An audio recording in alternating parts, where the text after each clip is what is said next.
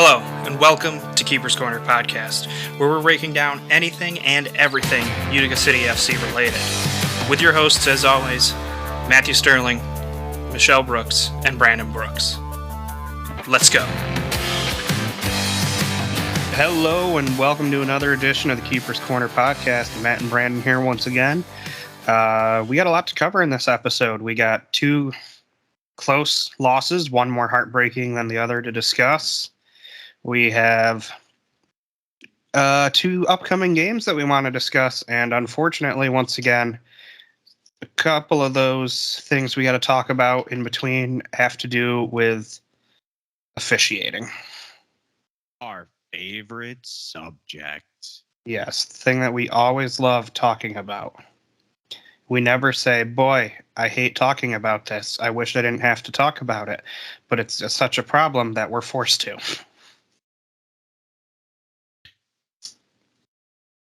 Everybody complains about them, but yeah, we just complain about them more. and I mean, I feel like you might have reasons behind it, but we've never gone after one and had to be stopped by the cops and other referees. No, that's fair. We at least draw the line. We're not going to be rabid and just be like, and just go after them, Wolverine style or anything like that. But yeah, we've never, tried to like back them into a corner as they keep walking away from us. Hey, I don't know what you do in your spare time. Other than all right. This. Let's talk about that Wednesday game at home, coming off the Christmas break. That was just an offensive Armageddon. 19 goals combined. The game-winning goal was scored with a minute and a half left. Unfortunately, it went Florida's way. But they had to work for it. Yes. I will say that much. They really had to work for that.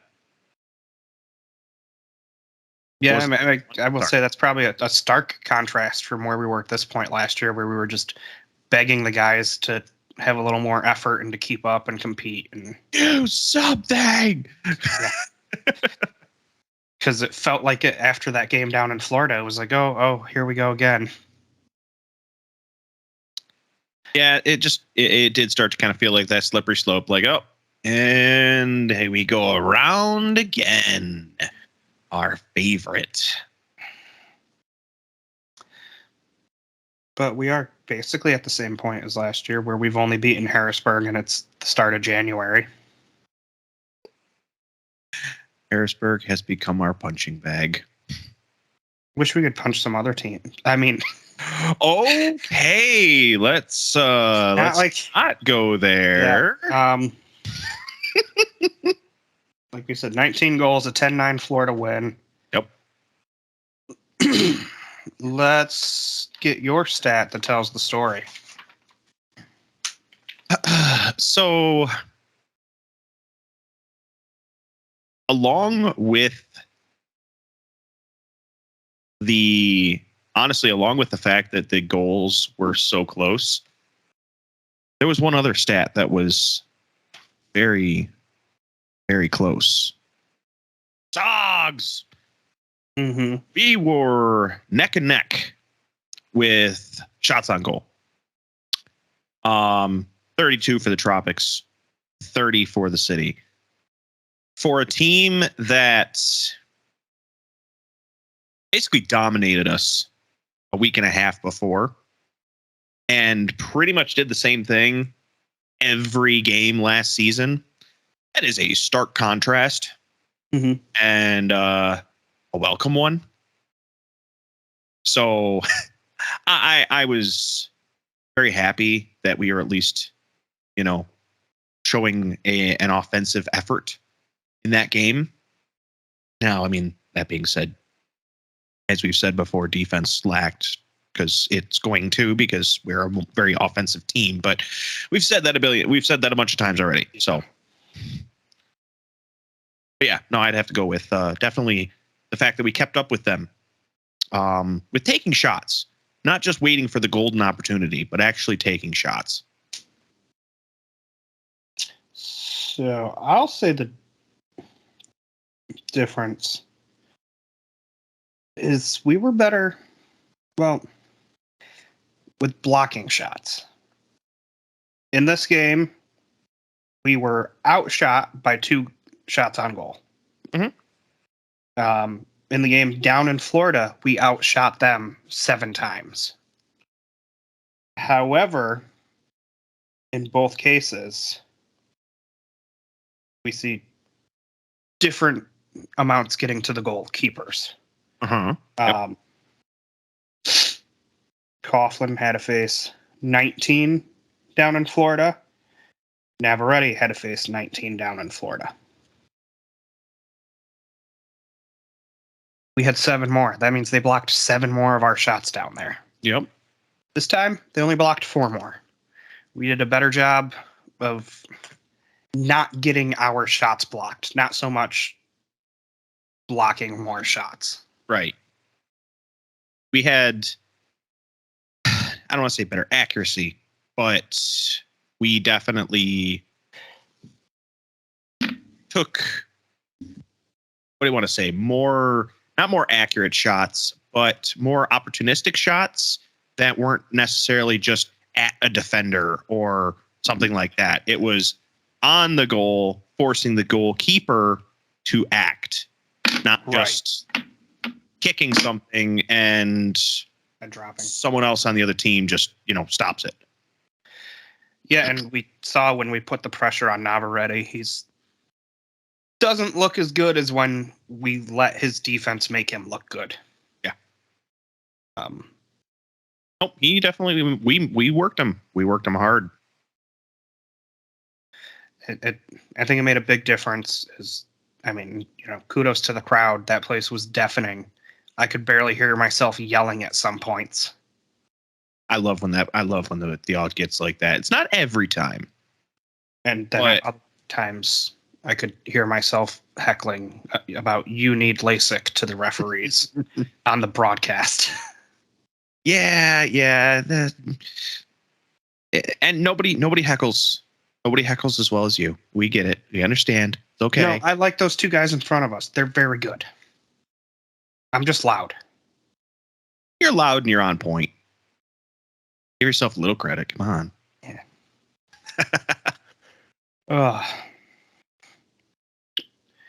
I guess I'll throw it out there for those listening. My voice sounds a little off this week. I've been dealing with a head cold that has kept me stuffed up for days, and it's finally starting to clear up, but I'm not there yet, so I'm going to sound a little odd. But who cares? Because odd already. What? You left it wide open. I'm just saying. Silence from the peanut gallery over there. This is why I need a bigger place. But I don't even have peanuts. I only have water. Not you, the snickering one in my corner. Doesn't sound like she's in your corner. Yeah, she sounds like she's in yours. All right.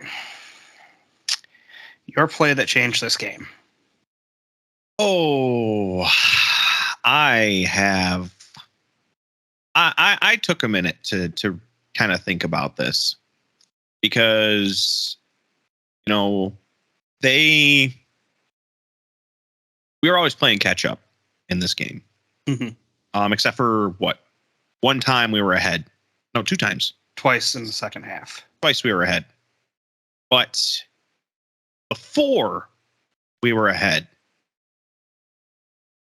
we had to catch up, obviously. Duh. That's how goals work. Mm-hmm. And honestly, what did it for me was not Joey's goal. Not even, Ricky's goal was one of my other options that I was looking at. Mm-hmm. It was honestly the was Andrade's goal. I had to think about it. For a second. It was definitely Andrade's goal because I will say that.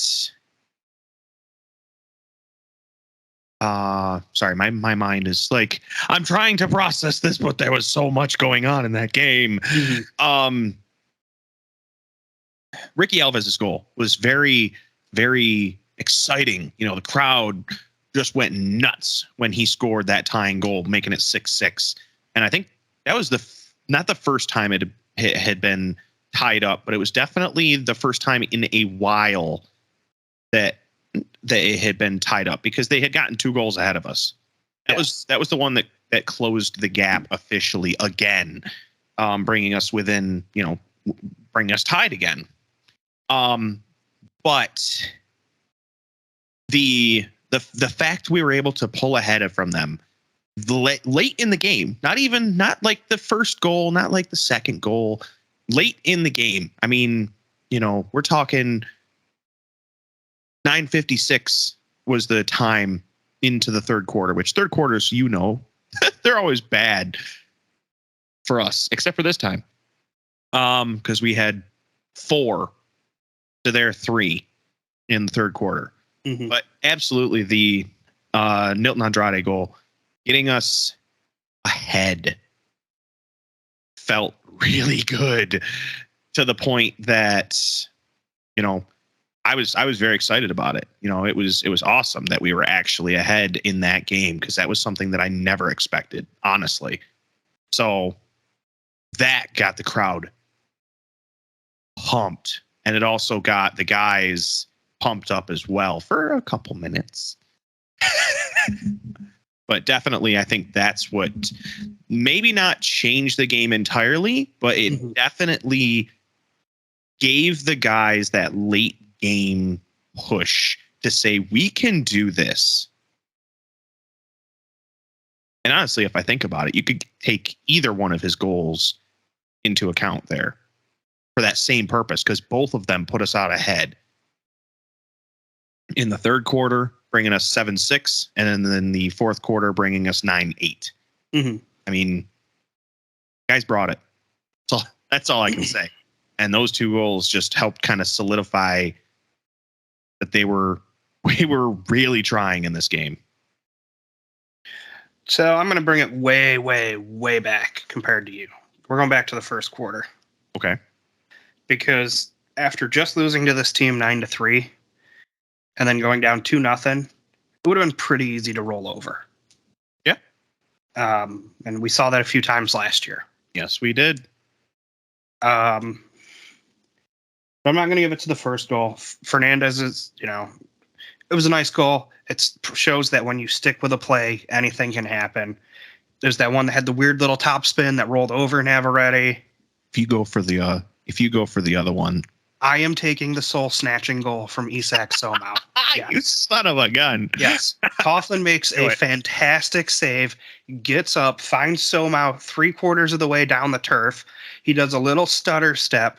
The defender just freezes like he got hit by, I don't know, pick your ice villain. There are too many of them to the point where it's cliched. But could not move. Goes right around him and then just buries it past Navarrete. It's 2-2. That place went nuts. You saw that was one of the goals of the week, right? Yes. Yeah.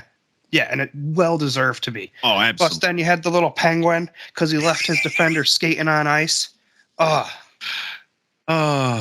Yes, that was. Listen, I thought about taking that one. Okay, I'm glad I didn't because you explained it very well. But yeah, I had thought about the exact same goal because it was just chef's kiss. It started with defense. It started with the defense. It was Isak showing what he learned in the off season. Yeah, because we of course lost him late in the season last year. He was going to the blanking on the league that he went to. But it was basically like one of the lower German leagues. Yeah, lower German Outdoor League. That was all I could remember. So, I mean, he had, of course, had to take that opportunity, of course. Yeah. And, I was pumped to see him come back this year because I wanted to see, again, what did he learn in that experience? And, I mean, his footwork, the way I described him, it was either this game or it was the Milwaukee game where we saw more of it. We just kept seeing more of it. I feel like he is our fast-paced Obasi. Because Obasi has fancy footwork. He could break everybody's ankles in the building, but he goes at a slow pace. Isak still does the same thing, can still break some ankles, but will also blow past you and shove the goal down or shove the ball down the keeper's throat as he did. Yeah.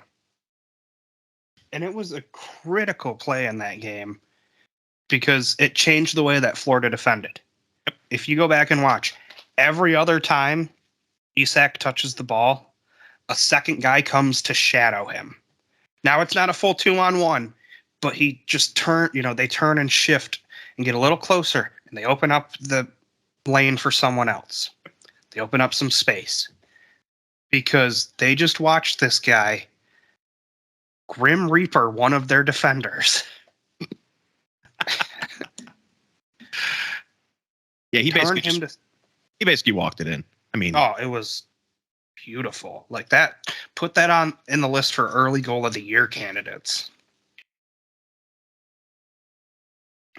Yeah, I can't disagree with that. Oh. All right. And before we talk about the officiating from this game, we're going to talk about the Milwaukee game. Okay. Because one of the officials, for some reason, got to officiate both games, which feels like a big no-no. Like, don't have the same guy as the head official for the same team in the same week. Yeah. Where any little tiffs that they have with you are still going to be fresh in their mind. Because I think that played into Bo's yellow card in this. I could agree with that. Because he almost got one in Utica. He was skirting the line. He almost got one in Utica. And then it boiled over in Milwaukee on New Year's Eve. But it was a heartbreaking 10-9 loss at home. Kind of felt a lot like that San Diego game last year.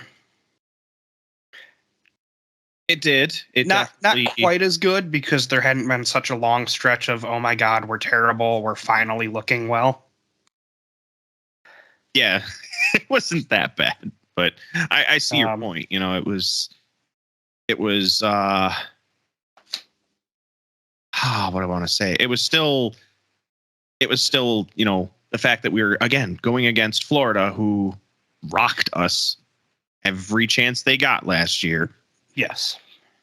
And literally a week and a half before, and we're taking them to the house. Yeah. It's a loss that says we can compete with the top teams in this league, even if we don't win, but we're going to at least make you work for it. Which something I would like to say that, we're gonna take a little bit of credit in their 9-5 loss against Chihuahua. I feel like they were a little tired. They looked a little tired. So I was talking with the Swan City Syndicate account on Twitter, and last night during their Ontario game, and they looked gassed by the end of that game. Yes, they did. Florida just played their 6th game in 17 days. Today's Wednesday. They're traveling. They get Thursday to rest, maybe do a walkthrough. They play a game Friday. They have Saturday off. They play a game Sunday. if they lose one of these two games to Harrisburg, I would not be surprised, just because they've played so many games so quickly. Yeah, I could definitely. I mean, they have a very resilient team. Right. Don't get me wrong. But anybody is going to struggle with that. You could have, I mean, they're the best team in our division right now. Yeah. And they can still have problems. They could still struggle. They're very likely to struggle. But if they did drop one to Harrisburg, I would be very surprised. But I also see where you're coming from too, and there is a possibility. Yeah. Just given the run of things, but those aren't the teams we're here to talk about. We're here to discuss Utica, and that's going to bring us to New Year's Eve. And going out of 2022 the way that we went into 2022 with a dud. Not a total dud. Again, it was a competitive game. Not as competitive as the one that we just had at home. It was a 2-goal loss. We trailed by as many as 3 goals. We never led in this game, that I don't think. No, we didn't. Yes, we did. Once. We did. Okay. Briefly. Yes. Very, very brief. Literally a minute. It was. We took it. Oh, yeah, when we led 3-2. Yes. Yep. The Wanalava goal before they got a power less than play. A minute later, it was tied. Yeah, they got a power play, and then Ian Bennett decided that, he was done. He was done with us having a lead. Yeah. Oh. Again, it's the Milwaukee broadcasters talked about it, how Utica, and we talked about it a bit before we came on and started recording, but Utica basically has no traditional defense. We dress Correa as a defender, Logan, if he's healthy, and then Alves, who got thrown out of the game for too many cards. And Alves has only played 2 games now. And he's been pretty good for us too. And the fact that now we don't have him for a game. Yep, he can't play on Saturday against Mesquite, so we'll talk about that later. Yeah. But this is where I want to introduce a term from gaming. You and I know it. Utica is what is known as a glass cannon. High offensive power, decent speed, terrible defense. Yeah, it's really terrible. I'm like, the guys can't track off the ball on transition. How many of our goals that we've given up have been because of someone coming down the turf completely uncovered behind everyone else. Mm-hmm. Or just not getting back fast enough on defense. We have had to talk about it more than we would like, unfortunately. Yeah. It can be fixed, but you got to have time to train. You got to have time to go over everything. And it would help if the roster construction included some actual defenders. Guys that know what they're doing, that can teach the young guys. I know Toby's not there, and we know Vitali's inactive. I don't like Toby. Can't do anything. Visa. Vitali, no idea why he's inactive. Probably because of his personal business that he runs getting in the way, and more of just we'll keep him on the roster so no one else can try to sign him if they need an emergency guy. Mm-hmm. That'd be kind of my guess, honestly. There. Yeah. Which definitely, I mean, again, it hurts us. We've got, I know that some of our group has given Vitali some flack in the past, but overall he's a good defender. I mean, he's done well for us, but and now we're seeing what it's like not having him on the field. And it makes things tough. Like, you can see his presence missed. I mean, he had a rough first season when they moved to Utica, which reading his, bio before that seems like it was just a down year for him. Mm-hmm. But the past 3 seasons, he was pretty solid. Yes, he was.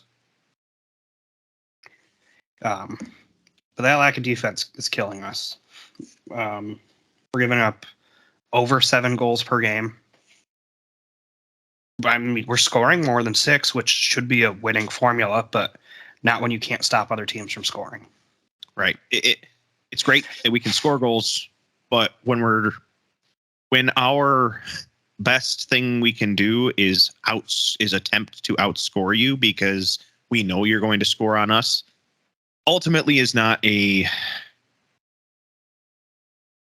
good strategy. It's not going to be a sustainable, that's the word I was looking for. It's not going to be a sustainable strategy. It's not. No matter how much we want it to be.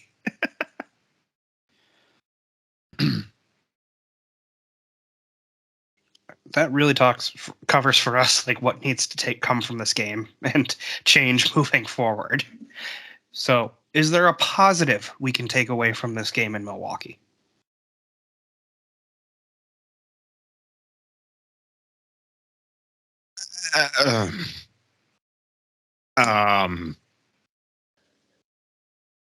Sogs. I don't necessarily. I don't know if I want to. I mean, there was some cool. There was some cool shots. There was some cool goals. Those are positives. We capitalized on a power play. That's a positive. How about this? Even with almost no defense in front of him, Andrew Coughlin still saved over 60% of shots. Well, that's because he's Mr. Stretch. Yes, but there's the positive. Even if our defense is lacking Swiss cheese, we have Mr. Stretch back there who will at least help keep us competitive in that defensive third. He had a couple miscues in this game. One thing about that, though.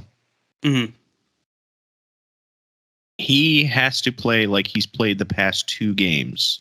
Yes. Not like what he did in Florida.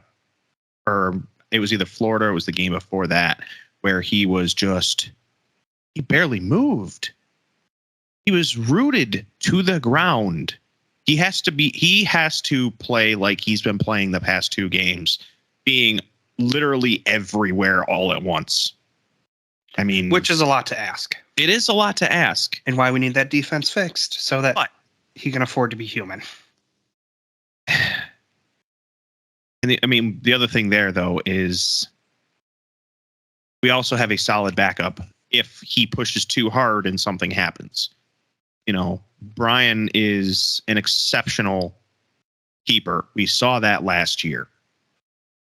Granted, a lot of his games were against Harrisburg, but we've seen the same fire in Brian Wilkin that we've seen in Andrew Coughlin. And if he can, if Andrew pushes too far and gets himself injured, gets a card, gets a red card, God forbid, anything like that, we have a solid backup option. So play like there's no tomorrow in some cases. I hated just watching him, just watching the ball go by so many times when I felt like I really felt like, he just wasn't on his game, and we got to have him on his game. Unfortunately, like you said, it is a lot to ask, but when we only have basically 2 defenders on a roster, we need his help. All right, let's go down this road. Rich Grady. Oh, you didn't even want to stat the sells the story or play the changes game. You didn't want nothing like that. No. We had 2 games to cover, so I could only do 2 things per game so that we could keep moving it along. all right, I'm going to give you my play that changed the game regardless because I was prepared, and now you're taking this away from me. So we're just going to talk real quick about the power play goal that Nate Bordeaux hammered into the goal and walked away from, like a cool guy walking away from an explosion, because cool guys don't look at explosions. Oh, you mean that laser that ended up on the goals of the week as well? Yes, the other one that ended up on the goals of the week, because I thought it was freaking cool and I thought it was worth mentioning, but Matt doesn't want to do. Matt's trying to keep things moving along because he knows how long post-production is going to be. Yeah, well, 30 minutes in already. Yeah, well, I wanted to talk about that, and I was prepared to talk about it, and then you took it away from me. So there we go. I'm done. Yeah, it was a beautiful goal. No taking that away. You can move on to okay. Let's talk about Rich Grady and Stephen Foster and Kyle Trimble, who were the officials on the turf over these past 2 games. And you'll notice I only mentioned 3 names instead of 4. That is because... Why is that? For some reason, the MASL had Rich Grady as the senior official in both of these games. And we saw Bo blow up against him in the first game. And probably could have been a yellow. Luckily, it wasn't. Bo bit his tongue quick enough, I guess. But the minute he said something in the second one, here was the yellow. Yeah, it came out quick. Something very residual had lasted. I don't know if it was Bo blowing up because it was 4 days later and like, oh my Lord, here we go again. 3 days later. Or if Grady had just been like, oh my God, it's been 3 days. I warned you already, forgetting that 3 days are 2 separate games and you can't jump the gun like that.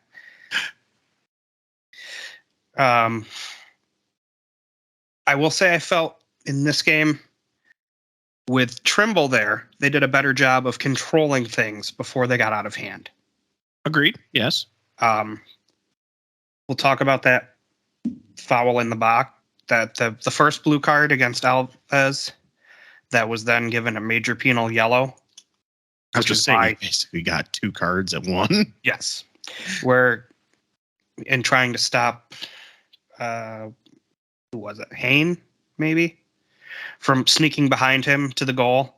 He backed into him and knocked his head against the goalpost. Yeah. Might have been a little fast to elevate that, but I'm not upset with that. Again, player protection. Look, if you're going that route, fine. It's better than what we saw out of the Kansas City game where Leo Gibson kicked a guy in the face and they were like, that's not a red card. Mm-hmm. And then the review committee had to be like, yeah, that's a red card. Yeah, I mean, you've always talked about like player safety and stuff. I mean, that's just, you've talked about that plenty in multiple different games. Mm-hmm. Things not getting called, people holding their heads when they actually could be hurt, not just when they're and they're like, no, keep playing, kicking the ball around him. Yeah, I know his head just hit the wall. It's fine. He's fine. Just that guy kicked the turf and stubbed his toe. We better stop everything. It's so frustrating because it's so inconsistent. Yes. But of the 2, I think Kyle Trimble's the better official and should get more games. Like, who was it last year? Brian Wilson that I went off on. It was a don't Brian. necessarily remember, but yeah, it was something like that. But for they referred to in the broadcast Rich Grady and as one of the best officials in the indoor game, and I almost died of laughter rewatching it because I didn't catch that at work when I had the game on listening to it. Had a little dinner rush. It happens. Yeah, I was gonna say it happens in at 5:00 on a Saturday. Yep. But oh my Lord, I was like, "Are you kidding me?" Because then I went and watched the Florida game, because that one was so much more infuriating. So much more infuriating. I thought the crowd there was going to try and feather the guy. And it's not without... okay, tar and feathering is obviously going too far. But the booing was not without cause. Yeah. No, you're right. The tripping call on Correa, on review, it was a borderline blue, but given the location of where it took place on the turf, sure. Yeah.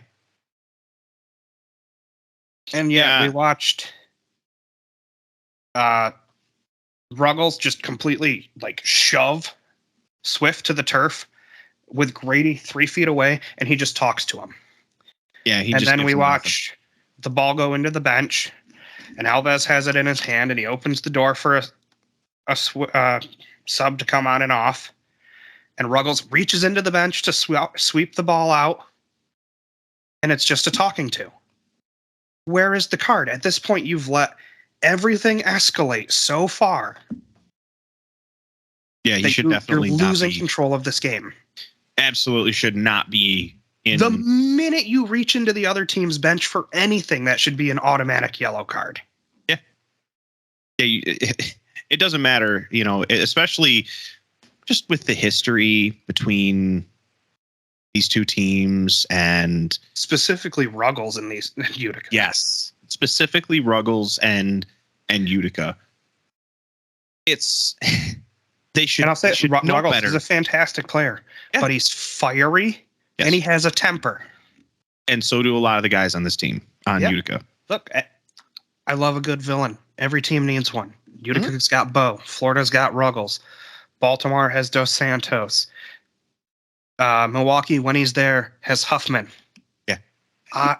Uzi in the Inland Empire. I love a good villain. But you have to officiate them knowing who they are. And how, if you let them get away with anything, they will keep pushing until you have to stop them. Give them an inch, take a mile. That is exactly what it is. And it got exploited. I mean, it got pushed as absolutely far it could go. The fact that there was only one, card, in that Florida game was a joke. Like, there was nothing was getting called. It was all just common fouls. And there's a reason that, who was it? Florida had, 22 of them? 22 common fouls. Yeah, and someone's going to go, well, Florida had 22. How come you're upset at the officials? Utica had a dozen. Uh-huh. Yeah, I'm not mad that they're unbalanced. It happens all the time. Yes, it does. Florida's a very physical team. Yes, they are. The Empire are a very physical team. There are teams that are going to get more fouls just because of their style of play. Mm-hmm. But when they start to escalate is when you have to rein them back in with cards. And we saw a couple that probably could have been blue. One, Dantas hip checked and already tripped up Correa into the boards. And the rule book literally just says for a boarding, if your contact propels a player into the boards, that is boarding. It is an automatic blue card. Yes. Rich Grady literally had to dodge Correa's falling body. And he's like, nah, it's a foul. Just a common foul. No big deal.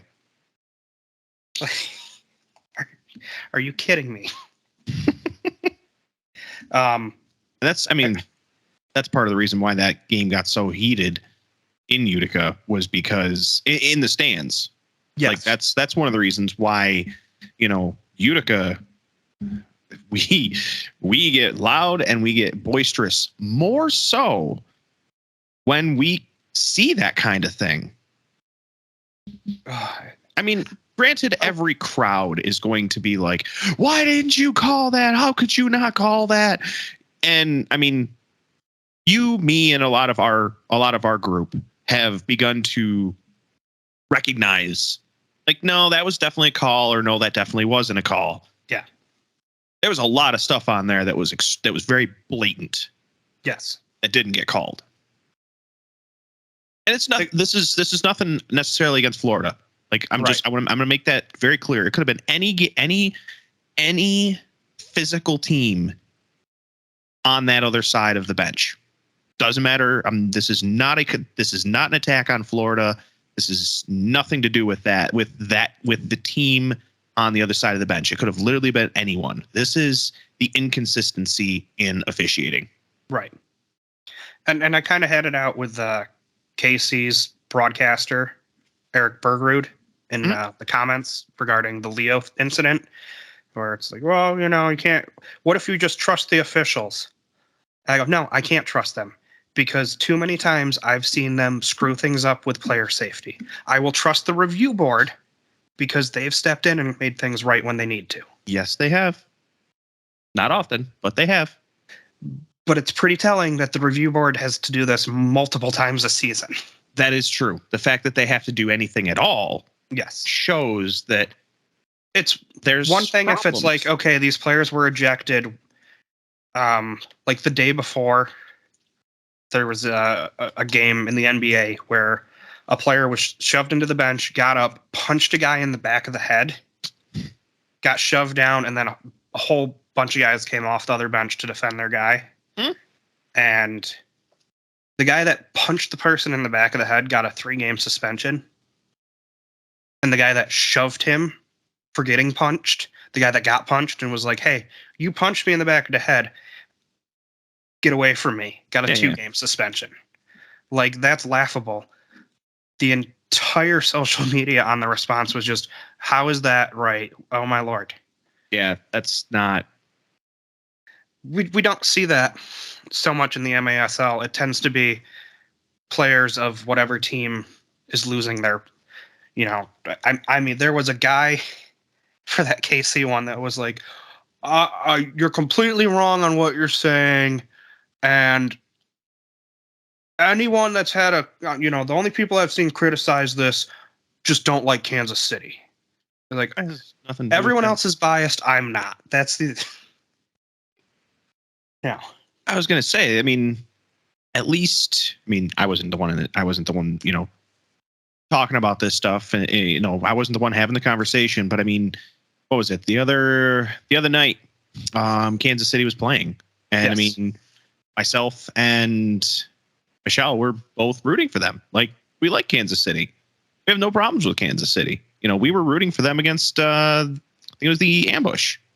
Yeah, it was the ambush because we were going back and forth between the Utica City game and the Comets game. I mean, like, we like that team. That's one of the teams that we like out there, that we watch if Utica's not playing. So I mean, that's just kind of a invalid argument. It frustrates me. Like, I would have liked to see, a slightly more harsh, but that's because I'm of the let's make an example of this player because they are not just a player, they're also the manager and they're a star. Yes. Like, set an example. This will not be tolerated. Set an example so that it doesn't happen again. But the player that also got kicked, like his teeth got clacked together because he got kicked in the chin up. He was rolling on the turf, holding his face like he shattered his nose. I would have also liked to see at least a fine, if not a 1-game for, not exaggeration, but exaggeration. Heavy embellishment? Yes, embellishment. Thank you. I gotcha. Well, like Sunday, or that Wednesday game, it didn't take anything to get a call. If, like, guys were already falling to the turf, if they'd lost control of their body, you just had to let yourself go. You were getting the call against the other team. And Utica did it a couple times. Kudos to them. Florida did it a lot. Because they realized that Foster, who we saw in the Harrisburg game at home, and was the one that stood in the corner as Somau tried to suplex a guy and didn't call anything. Yeah. Like, again, that was a joke too. That should have absolutely been a blue card. Yeah, that should have been a call. Card. And we're Utica, like, you know, we're Utica fans. That was still should have been a call. But like these guys were buying anything. You know the house next door to me that's for sale? Yeah. Yeah, you know, it's gutted. There's no copper piping. There's no wiring. There's holes in the floors. There's no drywall in half the house. The deck around the whole back is rotted out and has just missing sections. They'd have bought it. I would have got above asking price. I could have sold it to him for above it. It was sad. Mm-hmm. It was sad to watch, and it was frustrating because it was a wonderful game. Yes. And you know what? Even if the officiating was perfect, Florida wins that game. They were the better team. They didn't make as many defensive mistakes. Yep. They win that game. Yeah. I don't disagree with that. I mean, we both I believe we both had a prediction. I know I had a prediction that Florida was going to win. I don't we both had yours exactly, but I figured, I was like, we saw them winning to begin with. I mean, it was not a surprise that they won. I mean, was it a surprise that it was as close as it was? Yeah, we were both a little bit surprised at that. But yeah, I hate that here we are a month into the season and we're already like, can we please, owners, allocate a little bit more money to getting us refs that the officials don't have to lie to them, or that the broadcast teams don't have to lie to themselves and the fans that the officials are any good. Yeah, like just pay to get some good officials. You know, like I'll pay $30 a game for my seat if that's what it means. Yeah, I mean, you know, incentivize the better refs to be coming out. Yeah, so that we can actually get a game called the way not guys that washed out of outdoor leagues in 5 years. Not thinking of anyone in particular. No one in particular. Of course not. No, never. No. I would never think you were talking about that guy. Yeah. No. I'm tired of, like, if you're a fan of other leagues, you know the Angel Hernandezes or the Cowboy Joe Wests or the Ed Hockleys or Tim Donahue's. Why does this league only hire those guys? The ones that you hear them on the broadcast and you just go, oh God, no. Not this, not again. No, please. Yeah. Hopefully we don't have to talk about that next week when instead we'll be recapping these next two upcoming games. Yeah. They are Saturday night. The Mesquite Outlaws, who are back after a 2-year COVID absence. Yeah. Have come out as a surprise team in the West. They've been fun to watch. You know, Tattoo's a fantastic coach. Not as offensive as I would have thought. You know, they're averaging just over 5 goals a game. Mm-hmm. So maybe they're a team that Utica can outgun. But their defense has been pretty darn good. Yep, it is. You know, again, it's going to be one of those things. It's going to not be the easiest thing for us to attempt to outscore. They're allowing just over 4 goals a game. Yeah. To our 7, I believe. Excuse me. And, I mean... No excuse. Their defense has slacked a little bit of late, but that could just be, you know, the sidekicks getting better. But they went into Toyota Arena. They beat the Strykers 4-3. They beat the Comets 5-3. They held the Flash to 1 goal. Mm-hmm. They only lost to the Sockers by 1 goal in San Diego. And they led at one point, if I remember that game correctly. Pablo da Silva is out there field generaling that team. You remember him. He was briefly on Utica last year. Oh, yeah. No, I know exactly who you're talking about. Mm-hmm. Yeah. Like, they took like half of the Dallas Sidekicks roster, like 10 players. But I think they got George DeLeon from Ontario, now the Empire as well. How dare you use their old name? David Ortiz. Big Poppy? No, Lil Poppy. He is an open net threat. If you get caught up high, if Andrew gets caught up high, if he's playing Saturday, or if it's Wilkins and you save Andrew for Sunday, like, don't let yourself get brought up out of that box. He will chip it over you, and odds are he's going to score. And I mean, the same. What was I going to say? My brain just stopped. The same goes for the same thing, not just open net, but if we're watching someone else and not covering, that's a problem too. Yeah. Like, I mean, that's a problem in general, but it's more so a problem if he's coming to town. Yeah, it's should be a good matchup. Hopefully we can stop them. They've got a rookie that could be a huge threat. Let me go back and find him, because he's I'd put Costa, who we're going to see on Sunday from the Empire, as a potential Rookie of the Year candidate. Sebastian Mendez. 7 goals and 1 assist in the first 6 games. Second year player, sorry. But still, yeah, he had 12 goals and 3 assists in 19 games last year. So yeah, they got Jorge DeLeon, Sebastian Mendez, Luis Morales, David Ortiz. Not saying it again. Not doing it. Lil Poppy.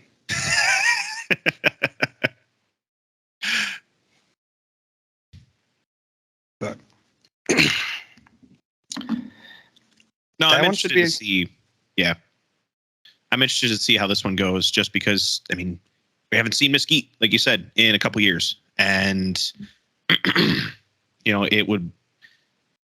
They've never, in my opinion, before this year, they've never really been looked at as a heavy hitter. No. Kind of out of nowhere this year. Yeah. So, I mean, I was already, I already wanted to see more game, more against them, and now I just want to see it. I just want to see this even more. Like, I'm very excited to see how this goes, regardless. Yeah, and we haven't even mentioned who their goalkeeper is. Pollo Cortez. Oh yeah, I was literally just looking at that. Who filled in last year for Paulo in St. Louis and turned him into a playoff team. Yep. Yes, he did. Yeah, I mean, force to be reckoned with, for sure. I mean, he ended. Let's see. I was going to say that's not really. I was looking at his record from 2021, 2022, and I mean, it's nothing. I mean, he played in St. Louis, playing 10 games. I mean, he had almost an 80%. And then he was on. I mean, that's nothing to scoff at. No, he games, looked like 9 goals. Elite goalkeeper last year. Yeah. So, I mean, he could definitely be tough to get by, especially between him and their defense. I think it's going to be a tough one.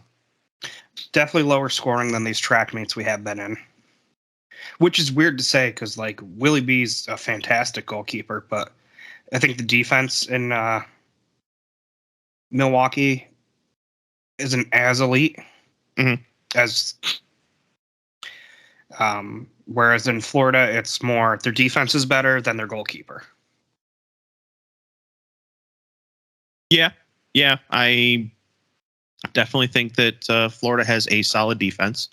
I mean, can't take it away from Ruggles. Like, no. He's good on defense.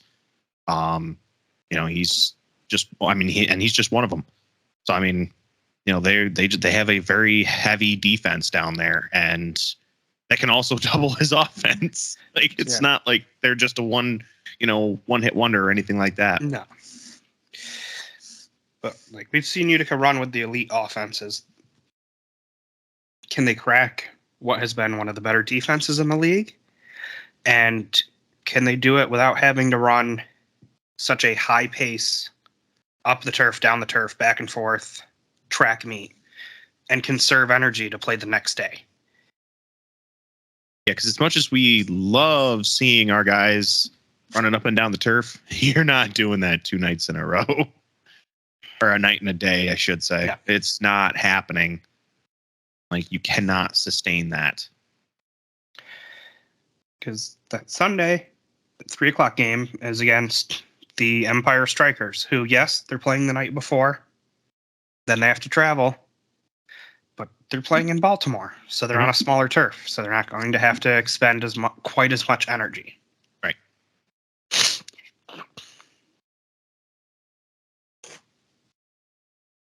And let's talk about the Strykers, because the last Utica saw of them was when they were the Fury, and things did not go well at all. I don't like remembering that game. Me neither.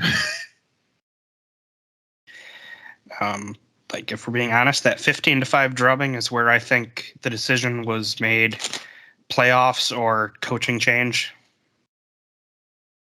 Like, I think that was you either turn this around and make a miracle happen, or you're gone. Yeah, I could see that being the case. Yep.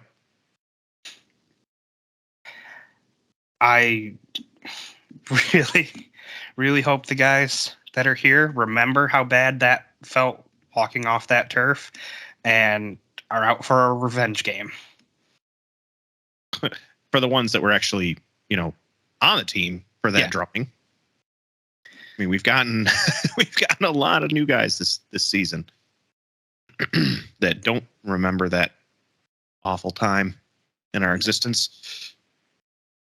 And Ontario, or the Empire, Strykers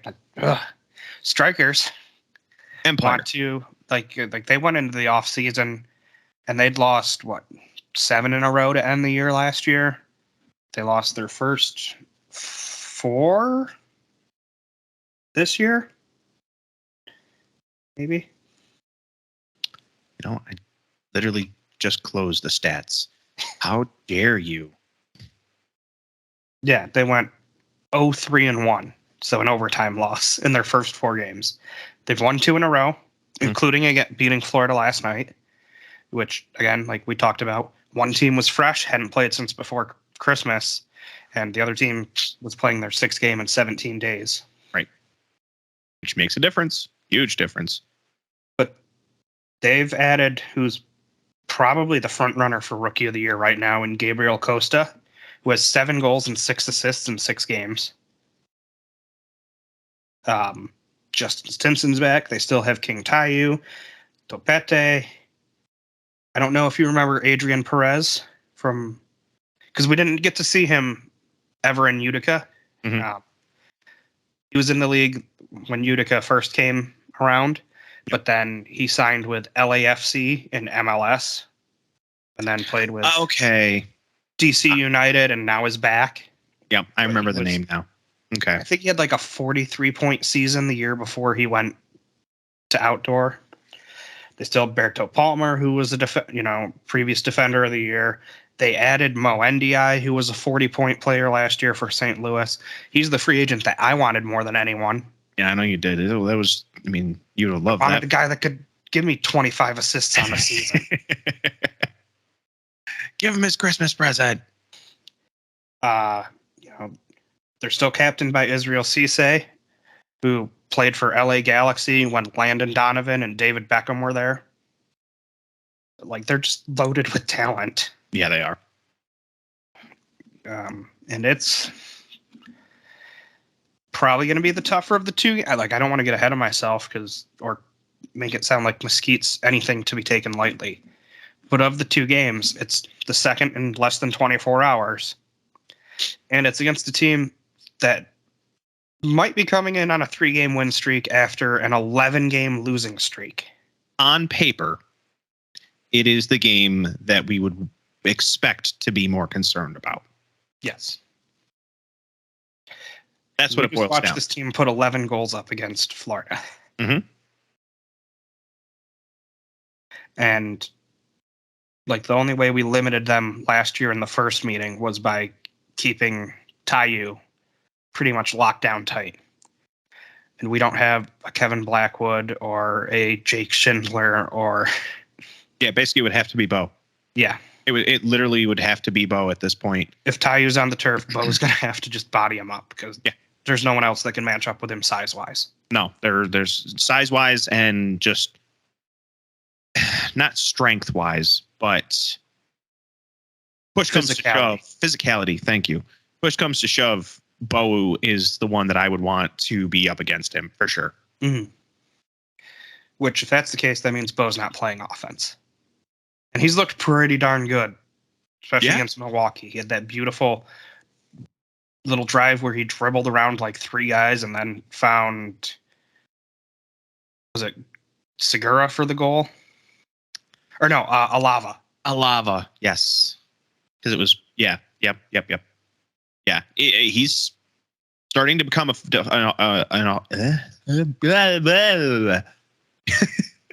tongue-tied. He's beginning to become an offensive weapon for us again. Mm-hmm. For a while, he wasn't. He just wasn't. He had to play the role that we needed him in, which was defense. Mm-hmm. And so he was much more of a defensive weapon than he was offensive. Now he's able to come back and kind of become an offensive weapon again. And I love seeing it.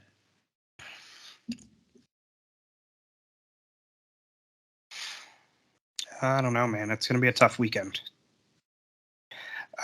Before the game Saturday, there's the dodgeball tournament. Fortunately, I have to work, plus all those injuries that I told you about beforehand. Nobody's going to know what I just did, but you'll know what I did if you Globo jammed. If you have watched dodgeball or Utica's promotional stuff on the dodgeball tournament. The best I could do right now after my fall down the stairs and this cold that I'm fighting is the Dwight Goodman post movie scene, post credit scene there, or mid credit scene. Fatty made it funny.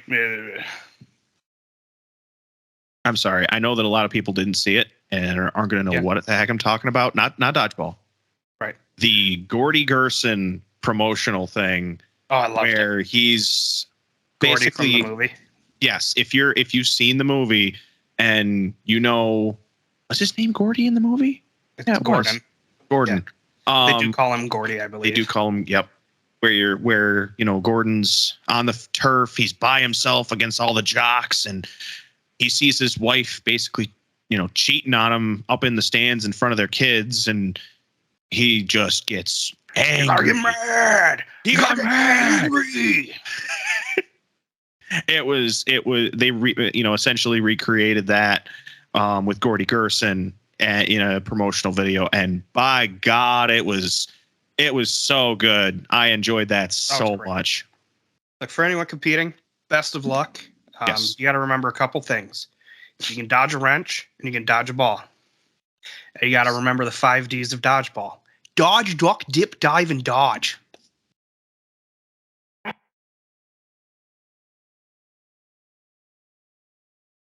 So if you just remember those things, you should be fine in the tournament. It's a bold strategy, Cotton. Let's see if it pays off for him. Look, I just hope they put it on ESPN 8, the Ocho. Your home of all obscure sports, which actually sounds like a pretty good place for the MASL. Yeah, might not be too bad. Mm-hmm. At least it would be on TV at that point. With the ADAA, the American Dodgeball Association of America. God, that movie was so good. That movie was an entertaining one. That's for sure. Back to our sport, though. Yes. Sunday's Kids Day. there'll be like bounce houses afterwards and a signing for the kids on the turf. And yeah, kids. They're the future. I want a signing. Oh, wait. You could have gone this past Wednesday after the game. I could have gone this past Wednesday, or I can just walk up to the guys and say, hey, would you mind? Yeah. That's an option too. We should probably take advantage of Timmy being injured for one of these times. Get him to lead some of the cheers from 212.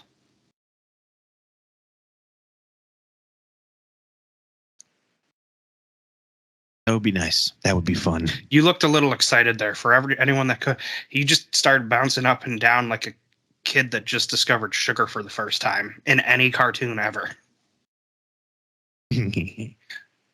And that would be, like I said, it would be cool. It'd be cool. Yeah. We could get some good stuff going that maybe we haven't necessarily done before, and having somebody like him lead it. Ooh. And I know he would be up to it. It's a matter of whether or not he would be allowed. Personally. And, rules are meant to be broken. I mean, yeah, but... I guess it depends on who's in charge of enforcing them. Because if it's Rich Grady, you can get away with it. Who's on first? Third base. So we got to have our predictions for these games. Ooh. All right. I'm being optimistic. Mesquite, close game, low scoring because of their defense, and we're gonna say I'm gonna make two things. I'm gonna take a guess on two things. Number one, Ryan Wilkin in our goal. Number two, he is on point already, even though he has not played a game this season. On point like we've seen him in the past, and like we have had Andrew on point lately. Both of those two things. I'm going to say I've got two scores in mind, and I'm going to go with the slightly higher one, because otherwise it's going to sound like an outdoor game. Let's say 4-3 Utica. I'm going to say it's going to be a close game because we've had a lot of close games. Mm-hmm. And likewise, I just I would like to see a W over anything else. I don't care how many goals we get. I just want to see a win, like everybody else. Right. But yeah, I'm gonna go with 4-3 Utica. Well, I also think Utica should win this one. Should win this one. Yeah. Should. But we don't know because Mesquite's kind of an outlier to us. Unfortunately, I haven't gotten around to watching any of their games to see how their style of play is. Mm-hmm. But what we know from watching Pablo last year is he likes to slow things down and set things up. Direct. Very, very just intentional with everything on offense. Mm-hmm. Which I think will play to Utica's advantage because our half turf defense isn't that bad. We get killed on transitions. Yes. We get killed from turnovers turning into a counterattack where we're scrambling to get back and everybody's running around like a chicken with their head cut off. Or getting caught ball watching. Agreed. Or poorly communicating to, hey, I've got this guy. You go look for the next person coming in. Mm-hmm. So I think because, or I hope that means that the team will like to take things, a little slower Now, it doesn't mean that they're not capable of speeding things up and playing at Utica's pace.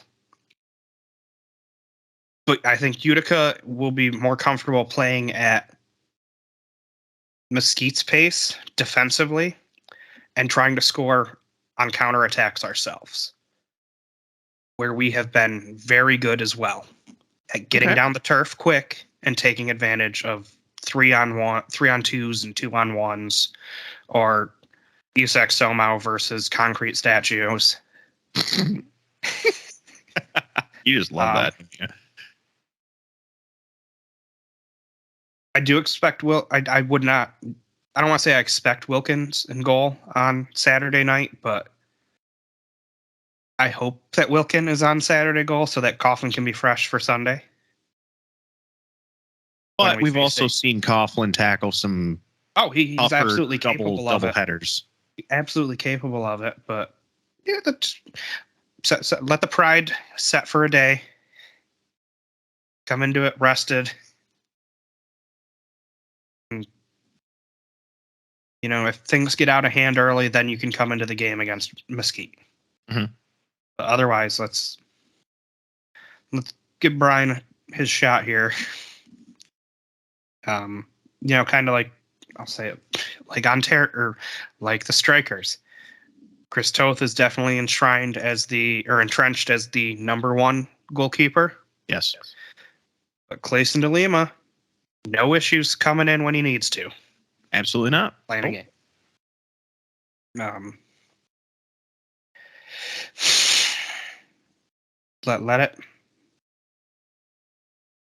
Let Wilkin play Saturday night. Be fresh, be rested, because we're going to need Mr. Stretch's A-est of A games if we're going to stop. Okay, we're not going to stop if we're going to limit the Empire offense. So I'm going to go a little higher scoring. I'm going to say 7-5 Utica against Mesquite. Sunday, I don't know if it goes our way. I'm sorry. I'm just laughing because all I can think is, yes, we cannot have the Empire Strikes Back. I know. Look, we don't. I like the Empire name because they're the Inland Empire region. I just wish they had gone with Inland Empire. And I simply hate Strikers because they put the Y in it, and it looks like they're trying to be an edgy kid from the 90s. Okay, like all it's missing is a Z instead of an S on the end. I wasn't trying to pick on their name, but I was just, you were saying you didn't want to repeat of last year, and I'm just like, yeah, we don't want the Empire Strikes Back. Or the Empire Strikes Again. I wasn't going after their name, man. It just annoys me. No way.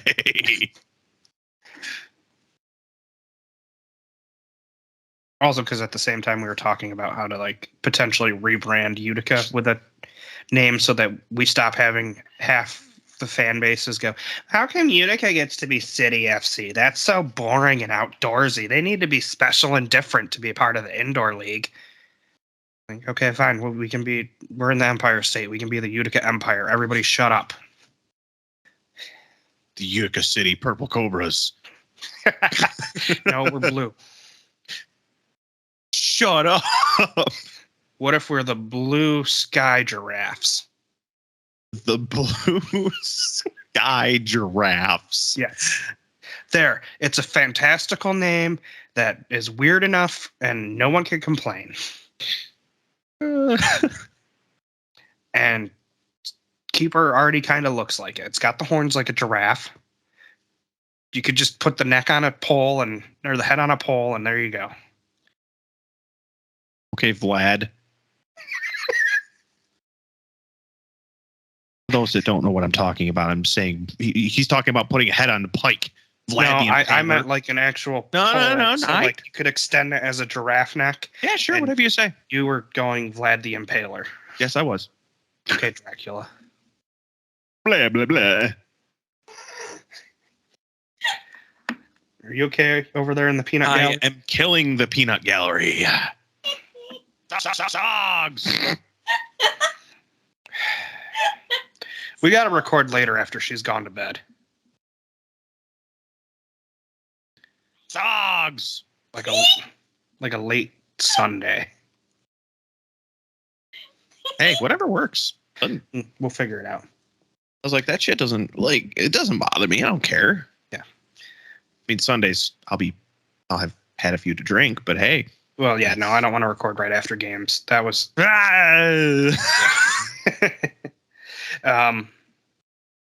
so Sunday's predictions. I don't know if I see it going Utica's way. Ontario looks like they've righted this. The Empire looked righted like the train. Oh no, you said. I see what you did. I see what you did there. I've been to the city. I can't not disconnect those names now. Hold on. Just 1 second. Hold on.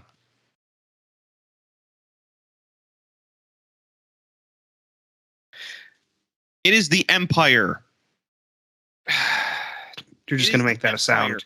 Yep. It is the Empire. It is the Empire. Okay. Now we're good. Now we're good. The Empire's battleship is fully operational.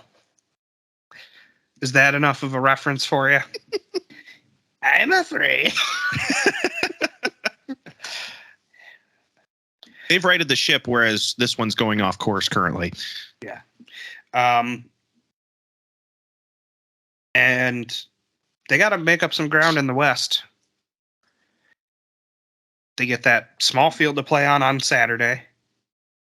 Yeah, they got to travel afterwards, but you can sleep in a van, or you can, have an owner that cares and rent an actual bus that has like leg room. As long as they don't, as long as they don't end up having what, as much as it maybe benefited us last year when San Diego had a terrible trip here. Yeah. Because of the snowstorm. I do not want that. I never want that for any team when they're traveling here to have to deal with that. Now, at least they're not coming across the country. I mean, they are, but they're coming from Baltimore. Now, once you're here, the snow is your problem too. Yes. Yeah. Once we share the responsibility of dealing with the snow, and it's mostly gone. So yeah, right now. No, it's supposed to snow again on Friday. Yay! Yippee! More snow. Anyway, predictions. I don't see it going Utica's way on Sunday. Probably a 2 or 3 goal loss. I'm thinking, but again, Utica will just run and run and run. It's going to be high scoring. I'm thinking like 9-6, 10-7.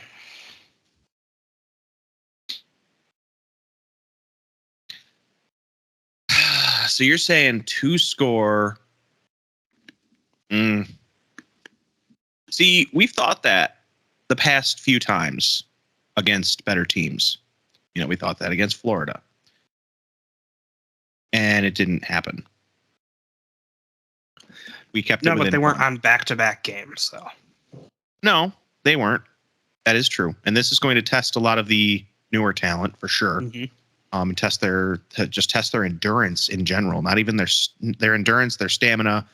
This is going to be one of the first real tests of that. We've had a Wednesday and Sunday game, but we haven't had a Saturday Sunday. Especially not even 12 hours apart. We had that one with Harrisburg. True. And home. Saturday, Sunday. Both teams were on the same travel schedule. Or yes. Close they basically could have taken the same bus. Yeah. And both teams, played on the same sized field the night before at the same time. Yeah. Who knows? That could actually come into play too. The fact that, they're playing on the blast field and then coming to our field. But I mean, basketball court to ice hockey rink. Yeah. I am going to say, we pull off the miracle. I'm going to say that we come out of the weekend with 6 points. No, I'm going to say we come out of the weekend with 5 points. I'm going to say 7-6 overtime win over the Strykers. Now, that's going to be a long, and actually, you know what? I reversed that. I'm just going to say we're coming out of the weekend with 4 points. 6-7 loss to the Strykers. As much as I want to be super optimistic, I think we take it the distance. We get full time, but we, in the end, may fall to them because our stamina is going to run out. That's what I'm going to go with. And the other reason, I'm actually going to go back on my other prediction. I'm not changing it, but I'm justifying it. And the reason being is the fact that we're going to be conserving for Sunday. We're going to take we're going to take the pedal off the gas a little bit, which will make you mad, but we have to because we've got 2 games. So 4-3 Outlaws, or 4-3 over the Outlaws, 6-7 loss in overtime, with the Strykers taking it. That's what I'm going with. Yeah, our depth is definitely going to get tested this weekend. Yes, it's going to. If at the moment he's not listed on the injury report, no one is. So who knows if Logan will be back? That would be if he can go. I might expect to only see him in 1 game, just so he doesn't push it too hard and immediately re-injure that leg. Timmy probably still out for another couple weeks. I don't expect to see him till February. No, he tried to give me, or he gave me a high five, and for some reason he used his bad arm, and you could see him like flinch in pain. Like, man, come on, take it easy. Left hand. Left hand. It's, I mean, that just tells you what his dominant hand most likely is, and that's why he did it.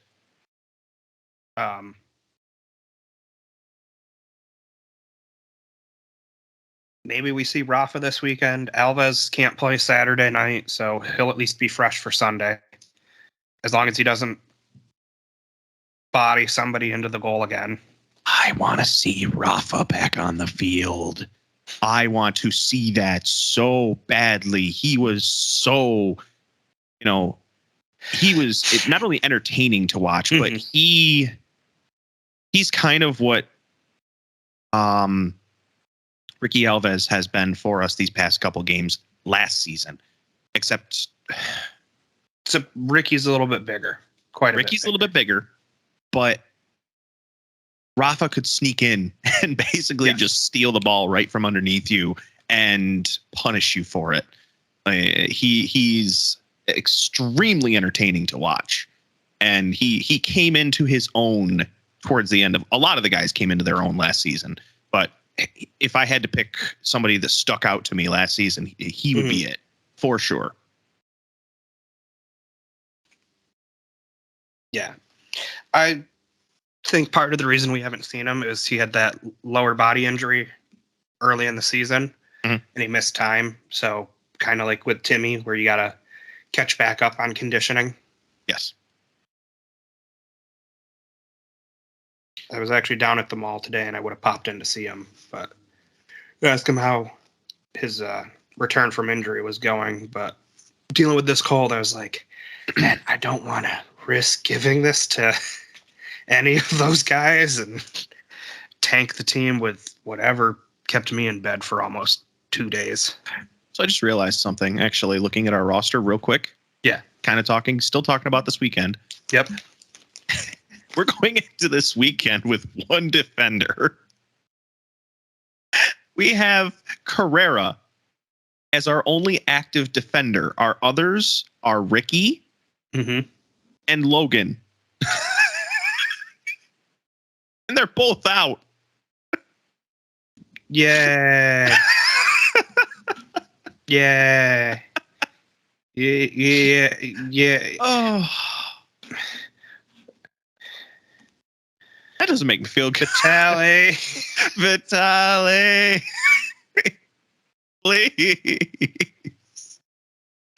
Oh. Yeah, I just went and checked the roster. I was just curious because I said, I knew we were talking about Logan, we were talking about Ricky. I just could not think. I'm like, who else do we have on defense? No one except for Carrera. Correa. Excuse me. Yes. Look, You let me say it wrong once. God. That's twice. That was back to back. Yeah, I know. And you let me say it wrong the first time without correcting me. How dare you?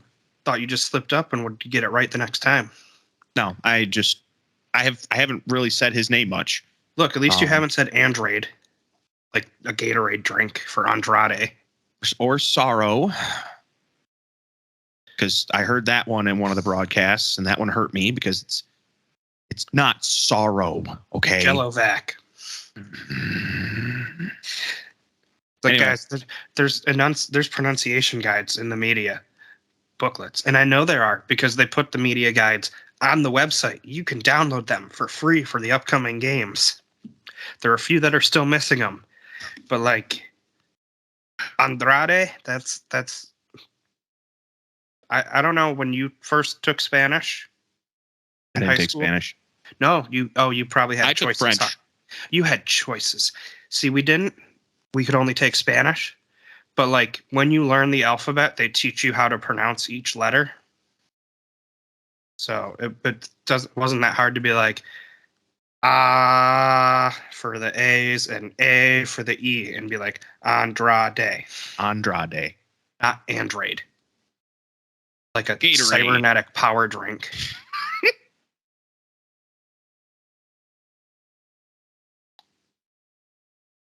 I wish I was a better artist because there's a merch right there.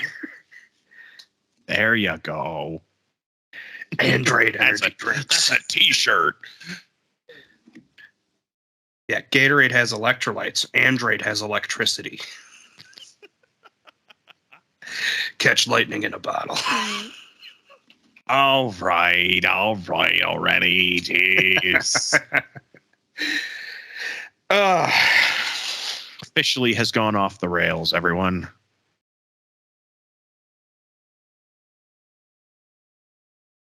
What else we got to talk about? What you want to talk about? The way you said that. I think we covered everything I wanted to talk about. And then I already sent the funny thing in the group chat, and we all laughed about that. Tee-hee-hee-hee. I went from dead silent to Google to just uncontrollable laughter. And I will not explain why for anyone listening. I'm sorry, I won't. It was funny. We've alluded to it. If you pick up on a certain few things we've said, you can put the pieces together yourself. You're giving these people like a 10,000 piece puzzle. We've talked about a lot. Look, I just watched Glass Onion last week or right before Christmas, whenever it came out. So I do like those Ryan Johnson murder mysteries so far. Benoit Blanc and his chicken southern fried accent.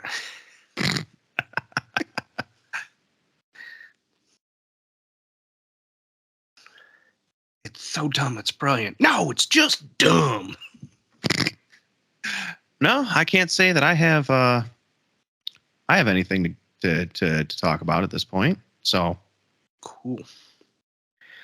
Well, let's make the Out Loud this weekend louder than it was. Let's get over 3,000 people there this time because KC has apparently found like the rest of their population and gotten them to come to the games after not for the past couple of years. And Milwaukee had 5,000 people show up.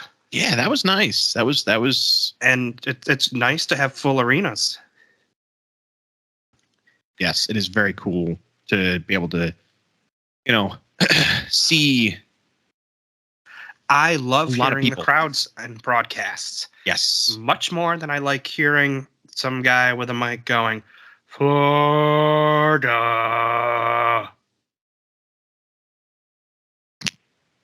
Trying to get the 8 people there to cheer. It's a shame because the 8 people are Swan City Syndicate and they're already doing all the cheering.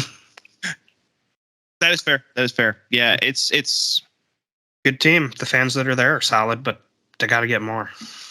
It would be nice. Yeah, I mean, it's at least for people that maybe can't go to, especially can't go to some of these like long distance games, Mm-hmm. being able to kind of essentially vicariously be there through a loud crowd, knowing that we have a loud crowd, it enhances the broadcast. Go back and watch that Florida game and listen to the boos at some points and to the cheers after other goals. Yep.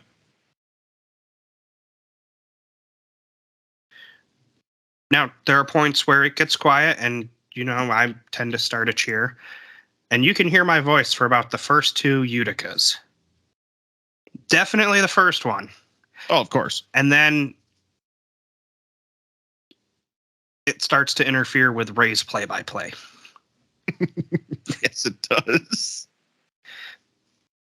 Like, show these guys the support that they deserve everywhere in the league. Mm-hmm. They deserve it. Absolutely.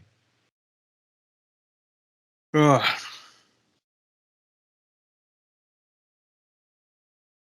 Yeah, let's be loud. Let's win a game, hopefully, maybe 2. That'd be great. Let's at least get some points so that we don't fall behind Baltimore. I like points. Although, technically, I think we already all are behind Baltimore, but the scoring on the standings has been done wrong. Yeah, I can't imagine us not being behind them at this point. Yeah, because they had that overtime win. Oh, no, that's why, because I keep looking at their wins where they have 2 and thinking one of them's the 3-point. They're both 3-point wins, but one of them's overtime, and it was only 2. Then they had the overtime loss. Okay. Never mind. Yeah, we're still ahead of them for the 4th spot. Let's stay there so at least we get one home playoff game. I just want to get to the playoffs. Yeah. But I'd love to have a home one first, so that we're not going to like Baltimore or St. Louis. Yeah. Agreed. So let's get loud. Let's win some stuff. Let's support the boys. Let's have a good time at 72 afterwards. And Sunday. If anyone throws stuff at players on the field, like allegedly happened after the game against the then Ontario Fury last year, you got a problem with the Fury, you got a problem with me. Yeah, we are a respectable bunch. Let's keep it that way. We don't like you on the turf, but we're not going to throw stuff at you. And Exactly. Afterwards, we'll buy you a drink in the bar. We're going to buy you the bar. We're going to buy you the bar. I think my cold meds are kicking in. We'll buy you a drink in the bar if you ask. Once the last whistle blows, regardless of any animosity that you may have towards the team, it dies there. It's done. Final whistle's blown. Game's over. We're all human beings at that point. Yep. So chill.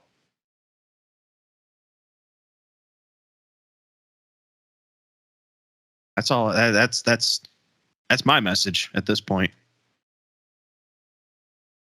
All right. So for everyone that stuck with us for this extra long episode because we had so much to cover, thank you for listening. Until next time, I'm Matt. I forgot my name. It's been so long. Oh my. Brandon. Yeah. I was going to say Brooke Brandon, sir. Hey, I've been called worse. Maybe. My name backwards. We'll go with Nadnarb. I am Nadnarb. All right. Let's go Utica. Utica C. FC.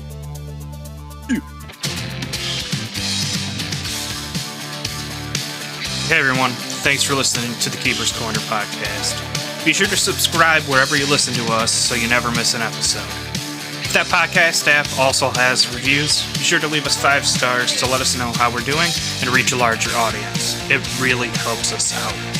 You can find us on Twitter, Facebook, and Instagram at Keeper Corners Pod. And you can always find us there talking UCFC soccer. Thanks again for the support. It's truly appreciated. One last thing. Go Utica.